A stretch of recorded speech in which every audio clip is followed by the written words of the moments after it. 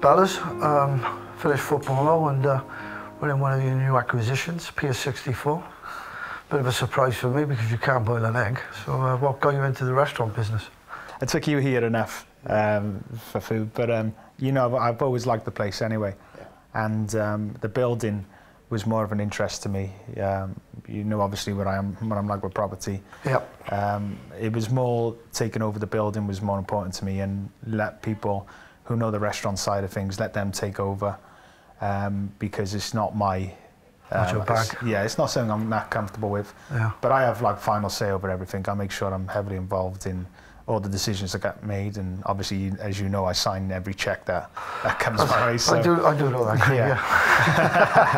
So so I'm involved, but at the same time, I let people know what they're doing. So no hands-on, so to speak. No, certainly not, because it's not my, it's not something I'm too familiar with. So if for me, it's important that you let people who are used to that side of things, who are used to the restaurant side, run that side. Then, but like I said, I'm involved enough to decisions that need to be made. I get I give the all clear on and make the decisions for anything that needs to be done. And of course, you've got a building company, Digger 39, which is going very well, and the same.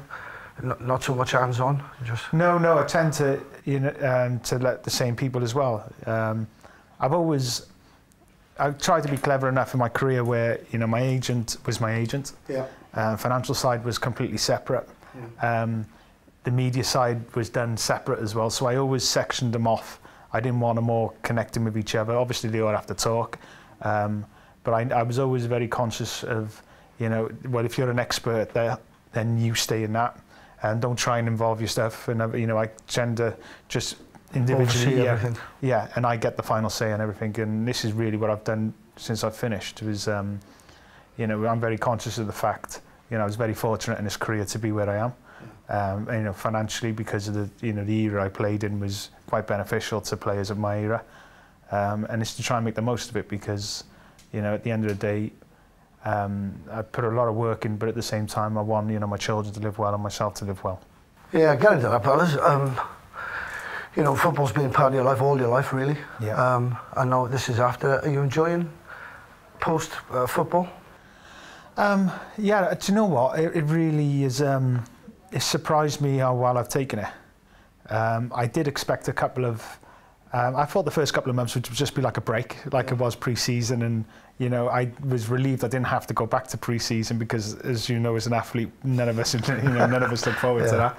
But for me, then, when the games and all that was starting to come around, I thought that's when I was going to miss it. But really, I haven't.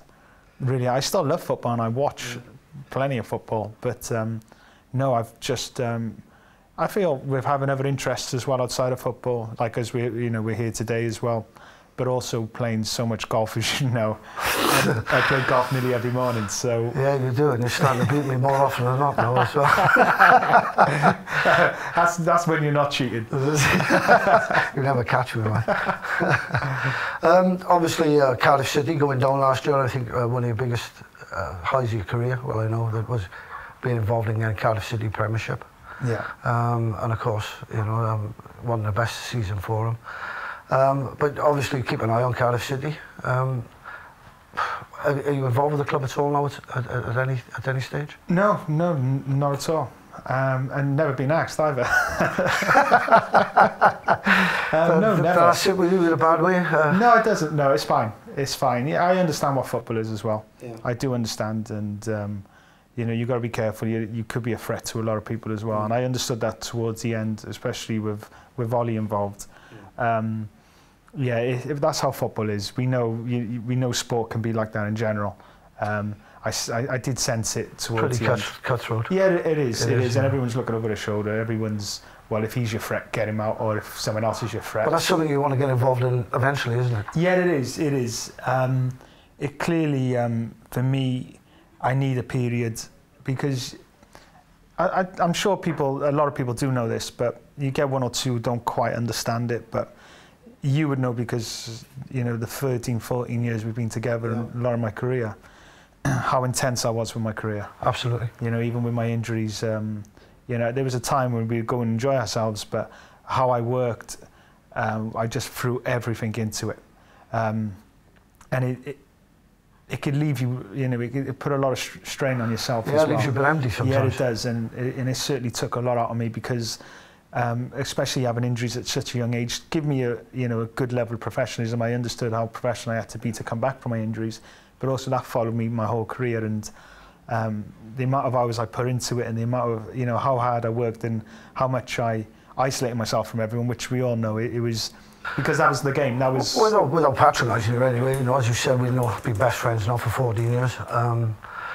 You are, and without patronising you again, I say that you have been the most consummate professional I've met. I mean, as far as playing used to go, you were really keen on. I never seen someone who looked at tape so much and all that. But no, and then when we partied, or when you partied, I should say, you did party. But that's what, but that's what I feel. Even the other day, I was. You clean your golf shoes with the air press. I was there watching you. Yeah, I'm not one of those who just does enough. I've got to do it all. Yeah. I've got to make sure this. And I'm one who someone likes to do it for me. But I was. And I feel that's probably how I approach everything. If I'm gonna do it, I'll do it all out. Otherwise, I won't take part in it at all. There's no point getting involved. For me, I feel that's probably it's been a great strength to me that that when I understood that I had to dedicate my life to this. Yeah. I had to move on with 15, which was difficult, and I always had that belief that, well, if I'm going to do this now, I'm going to do this at 15.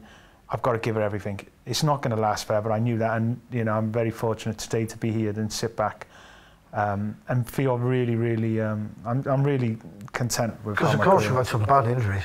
Yeah. Which other players, lesser players, wouldn't have come back from. Yeah, that was my biggest test always in football, was having a serious injury, and then it was the understanding then was, well, am I going to come back the same player? Am I going to come back just as quick? Am I going to come back with a strength? What happens? Then you have all those doubts to start with.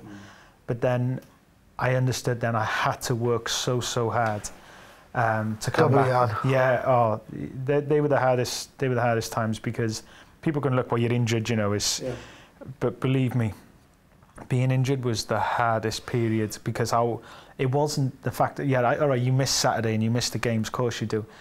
But those double sessions I had to do in the gym, it was just. You don't miss them, no, do you? Oh no, certainly no. I put myself through so much, but I knew, for me to come back and to be, I'd always try and aim to be better when I come back. Yeah. But even to get to the level I was, the amount of work I'd have to put in through the injury and through the rehab was just insane. And I think, talking from my experience as well, when I broke my neck and that, at a young age, you're just so keen. After you retire, the hardest thing about coming back from an injury is rehab, isn't it? It's rehabilitation, as you said. It's working at doubly hard and trebly hard to get back. Yeah. And you sort of lose that desire as you get older. Yeah, and that was for me probably why I made a decision to retire.